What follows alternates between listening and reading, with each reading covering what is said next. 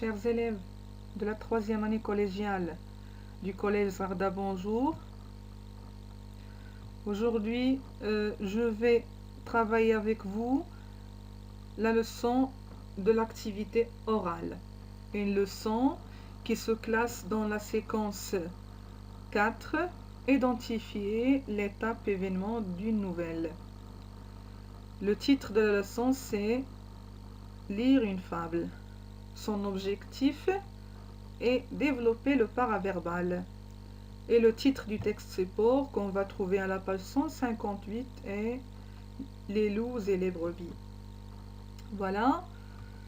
Donc, la première étape de cette leçon, c'est la compréhension du texte. On va essayer de comprendre le texte. Voici le texte, je vais vous le lire. Les loups et les brebis. Après 1000 ans et plus de guerre déclarée, les loups firent la paix avec les brebis. C'était apparemment le bien des deux parties, car si les loups mangeaient maintes bêtes égarées, les bergers de leur peau se faisaient maints habits. Jamais de liberté ni pour les pâturages, ni d'autre part pour les carnages. Ils ne pouvaient jouir qu'en tremblant de leurs biens. La paix se conclut donc en donne des otages. Les loups leur louveteaux et les brebis leurs chiens. L'échange en étant fait aux formes ordinaires et réglé par des commissaires. Au bout de quelque temps, comme messieurs les levas se virent loups, parfaits et friands de tuerie, ils vous prennent le temps que dans la bergerie, messieurs les bergers n'étaient pas. Étranglent la moitié des agneaux les plus gras, les emportent dont les bois se retirent. Ils avaient averti leurs gens secrètement. Les chiens, qui sur leur foi reposaient sûrement, furent étranglés en dormant. Cela fut sitôt fait qu'à peine ils le sentirent. Tout fut mis en morceaux, un seul n'en échappa. Jean de La Fontaine. Voilà le texte. Donc on passe à l'étude de ce texte et on va commencer par l'étude de la forme. Ça veut dire on va essayer d'identifier la forme de ce texte. Mais avant cela, on essaie de relever le nom de l'auteur de ce texte. Donc voilà le texte. On a ici en bas. On a en bas du texte, on a le nom de l'auteur qui est Jean de La Fontaine. C'est un grand poète français et qui est connu surtout par l'écriture des fables. On va voir ce que c'est que les fables. Alors on passe à la forme du texte. Si je vous demande sous quelle forme se présente le texte, bien sûr vous allez répondre que c'est un poème. Qu'est-ce qui le montre? D'abord, les vers. Donc ce texte se compose de vers. Vous voyez, il y a des vers. Voilà. Donc si on compte les vers, on va trouver 23. Le deuxième indice, c'est les rimes. Donc, bien sûr, vous demandez qu'est-ce que c'est que les rimes. Voilà, donc je vais vous expliquer ce que c'est les rimes. Donc les rimes, ce sont le retour du même son. Quand je dis le son, ça veut dire ce qu'on entend. À la fin de deux ou plusieurs vers. Exemple, regardez avec moi dans le texte, vous allez voir des exemples. Donc nous avons ici, à la fin du premier vers, nous avons le son ré. Le même son, on le trouve à la fin du vers numéro 4. Il y a aussi ré. On trouve aussi la même rime à la fin des vers 2, 3 et 4. C'est la rime I. Voilà, brebis, partie et habit. Donc il y a le même son à la fin des trois vers. Une autre rime, nous avons âge, le son âge à la fin du vers numéro 6. On trouve le même son à la fin du vers numéro 9. Et la même chose à la fin du vers numéro 7. Une autre rime, le son ya dans chien et le même son dans le vers numéro 8, bien. Donc il y a le son ya. Voilà, donc j'espère que vous avez compris ce que c'est que la rime. Donc à partir de ces deux indices, ça veut dire les vers et les rimes, on peut dire que ce texte est un poème.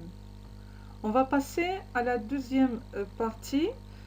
c'est l'étude du fond. Ça veut dire on va essayer de comprendre le texte.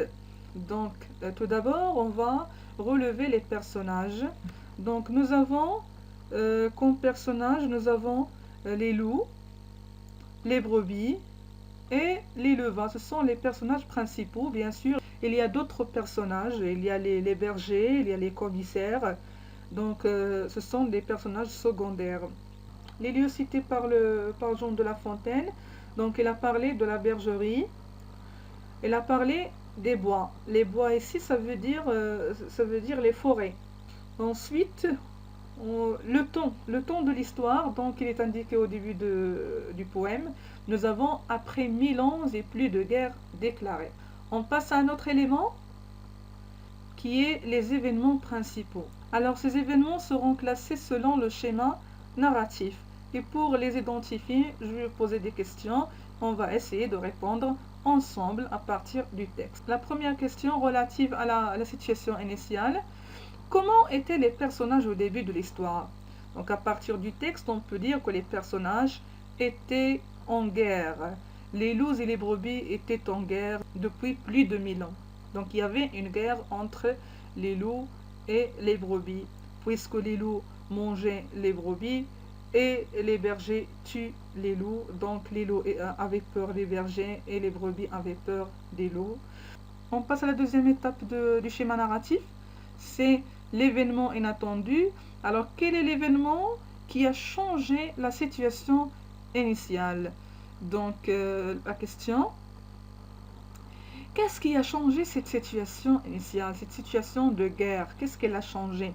Donc, l'événement qui a changé cette situation, c'est que les loups font la paix avec les brebis. Ça veut dire les loups ont demandé aux brebis de faire la paix. Alors, on va voir maintenant les actions qui vont suivre ou bien qui résultent de cet événement. On passe la question. Quelles sont les actions qui suivent l'accord de la paix?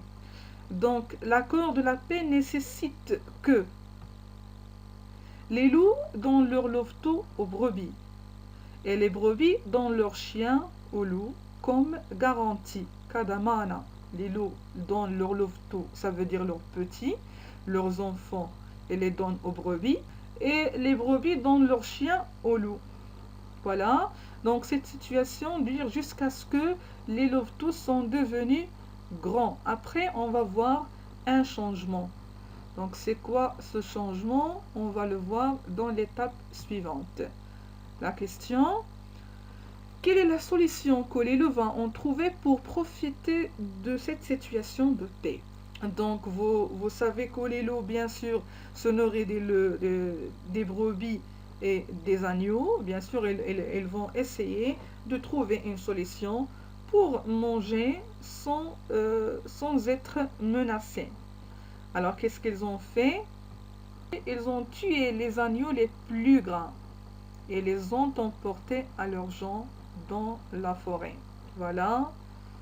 C'est ça la résolution, la solution ou bien le dénouement de cette histoire. On va voir maintenant la situation finale. Question.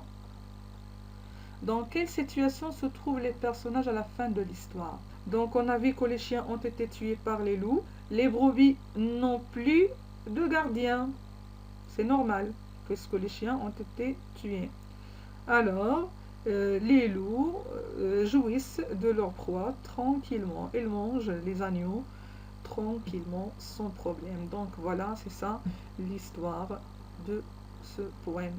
Donc comme vous voyez que cette histoire, que ce poème raconte une histoire dont les personnages sont des animaux, et bien sûr on peut en déduire une leçon de morale. On va voir comment on appelle le poème qui raconte une histoire dont les personnages sont des animaux et bien sûr qui a une moralité. Bilan.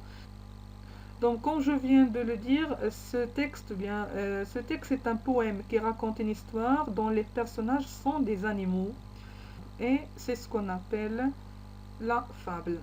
Alors toute fable a une moralité. La même chose pour celle-là. Donc la leçon de morale qu'on peut déduire de cette fable, c'est: il ne faut jamais faire confiance à ses ennemis, même en cas de paix. Voilà. Alors on passe à la deuxième étape qui concerne la lecture expressive de la fable. Donc c'est l'objectif de la leçon, comme on l'avait déjà vu. Donc on a dit que l'objectif était de développer le paraverbal, bien sûr à travers une lecture expressive de cette fable. Donc pour atteindre cet objectif, on a à s'entraîner.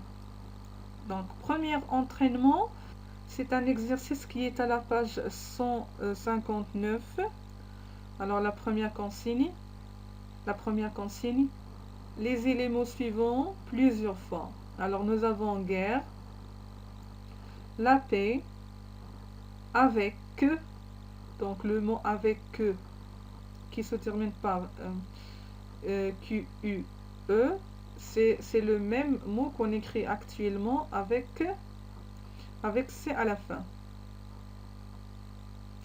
Jouir, des otages, friand de tuerie, étrangle, des agneaux, secrètement. Deuxième exercice d'entraînement, c'est lisez les vers suivants plusieurs fois. Voici les vers. Donc, je vais vous lire les vers et essayer de faire la même chose. Après 1000 ans et plus de guerre déclarée, les loups firent la paix avec les brebis. La paix se conclut donc, on donne des otages. Les loups leurs louveteaux et les brebis leurs chiens. Les chiens qui sur leur foi reposaient sûrement furent étranglés en dormant. Donc voilà, essayez de faire les deux exercices pour ne pas avoir des difficultés en lisant tout le poème. Alors la dernière étape, c'est la lecture expressive de toute la fable. Donc pour cela, il y a des règles à respecter. Donc tout d'abord, il faut établir la liaison entre les consonnes et les voyelles. Exemple, les loups et les brebis. Il y a d'autres exemples dans le texte. Il faut aussi respecter la ponctuation. Quand je dis respecter la ponctuation, je veux dire par cela établir les arrêts après les virgules, les points-virgules et les points, les intonations après les points d'interrogation et les points d'exclamation s'il y en a dans le texte. Ensuite, on va respecter aussi le rythme, parce que lorsqu'on est en train de lire, il y a des moments où il faut accélérer et des moments où il faut ralentir. D'accord? Alors on passe. Je vais lire le texte encore une fois et j'espère que vous allez faire la même chose à la maison. Les loups et les brebis. Après 1000 ans et plus de guerre déclarée, les loups firent la paix avec les brebis. C'était apparemment le bien des deux parties, car si les loups mangeaient maintes bêtes égarées, les brebis de leur peau se faisaient mains habits. Jamais de liberté ni pour les pâturages, ni d'autre part pour les carnages. Ils ne pouvaient jouir qu'en tremblant de leurs biens. La paix se conclut donc en donnant des otages. Les loups leurs louveteaux et les brebis leurs chiens. L'échange en étant fait aux formes ordinaires est réglé par des commissaires. Au bout de quelque temps, comme messieurs les leva vers l'eau par faits effrayants du Thierry, ils vous prennent la paix que dans la bergerie, messieurs les bergers n'étaient pas. Étrangle la moitié des agneaux les plus gras, les emportent dont les bois se retirent. Ils avaient averti leurs gens secrètement. Les chiens qui sur leur foi reposaient sûrement furent étranglés en dormant. Cela fut s'étouffer qu'à peine ils le sentirent. Tout fit mis en morceaux, un seul n'en échappa. Voilà, chers élèves, j'espère que vous allez faire la même chose à la maison. Lisez le texte devant vos parents, devant vos frères et sœurs, et vous pouvez faire mieux en l'enregistrant. en enregistrant vos lectures et les envoyer dans le groupe Facebook comme Rizlan Khiari ou bien lire en direct comme Hind El comme votre camarade Hind El. Alors je vous dis, restez chez vous et au revoir.